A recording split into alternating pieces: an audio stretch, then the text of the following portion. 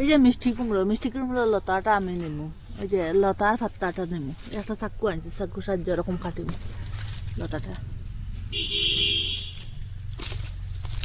ওই দেখুন ওদিকে প্রচুর আছে, এখান থেকে লইমু।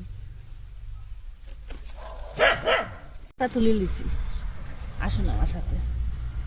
দইয়া পরিষ্কার করে আনি লিছি, আবার কাটার করে দইমু। আর এখন একটা ডাল ইয়া কাটিমু। প্রথমে ওইটার ওরকম করিয়া চুটটা ফেলাইম, এই দেখুন একটা সাইজ করে কাটিম ওরকম করিয়া, এই দেখুন তাটা ওরকম করে কাটিম, বাকি যেটা আছে ওরকম করে সবটা কাটিলিম,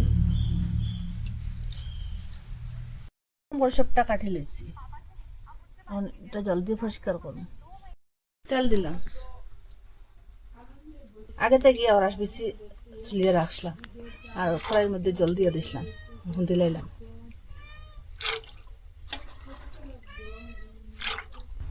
আগে থেকে মরিচ আর পেঁয়াজ রসুন কাটিয়ে রাখলাম, মরিচটা মধ্যে দিয়ে এরকম কাটিয়ে কাটিয়ে রাখছি দেখুন, আর পেঁয়াজটা ওরকম বারিক করে কাটিছি, আর রসুনটা ওরকম করে চুলিয়ে দিলেছি। তেল গরম হয়েছে দিলেই বাজা হয়ে যাব, হলুদটা দিয়ে একটু মরিচ গুঁড়া দিলাম। আপনারা চাইলে এখানে আরও মশলা দিতে পারেন, আমি মশলা দিতাম না এখানে।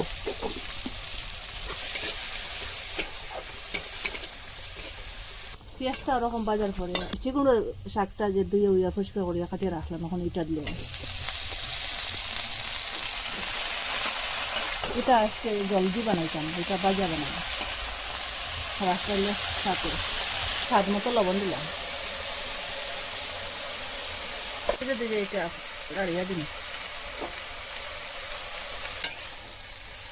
এটা পরে আটিয়া একটু হয়ে যাবে, ডাকিয়া দিলাম, একটু পরে পরে লড়াছাড়া করুন। ডাকনাটা সরাইয়া দেয়, মাঝে মাঝে আমি লড়াছাড়া করছিলাম, এখন আর ডাকনা দিয়ে ডাকিতাম না। ওরকম জল বাড়িছে, জলটা এখন শুকাই যাও, জলটা শুকাই গেলে গিয়ে গ্যাসটা অফ করে দিলেন, আর হরাস ডাইলটাও সিদ্ধ হয়ে গেছে গিয়ে, তা ওরকম করে ফেলাই দিন।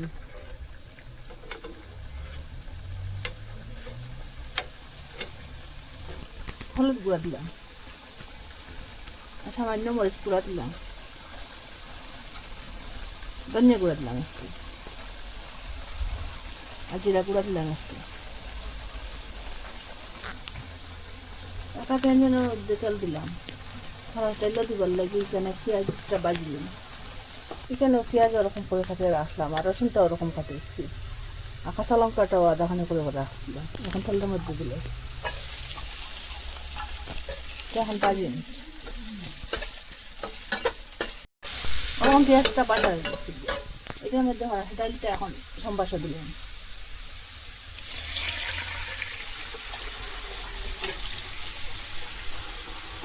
গলিলে খাইতে স্বাদ লাগে, একটু ওরকম করিয়া থাকলে মজা লাগে। এটা একটু সিদ্ধ হয়ে গেছে, গিয়ে যখন গলে একবার আগে ওরকম করিয়া সম্বাসা দিলাম, স্বাদ মতো লবণ দিলাম, এটা একটু জাল,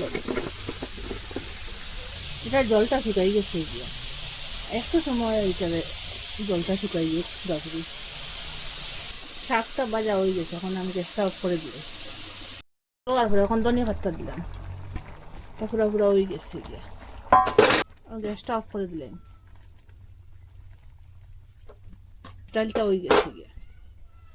না একদিন মিষ্টি কুমড়োর লতা দিয়ে ওরকম বাজা বানাইয়া খাইবা, এত স্বাদ গরম ভাতের সাথে, আর সঙ্গে হরাস ডাইল, এত ভালো লাগে যে এটারে সবে ভালো পায়, সব তরকারিরে হারিয়ে দিব হরাস ডাইলে আর মিষ্টি কুমড়োর লতা দিয়ে বাজা। আপনারা কইতে কি দেখরা, ভালো লাগলে লাইক কমেন্ট শেয়ার সাবস্ক্রাইব করবা। আর আজকের ভিডিও এখানে শেষ, নতুন একটা ভিডিও নিয়ে ফিরে আসবো বন্ধুরা।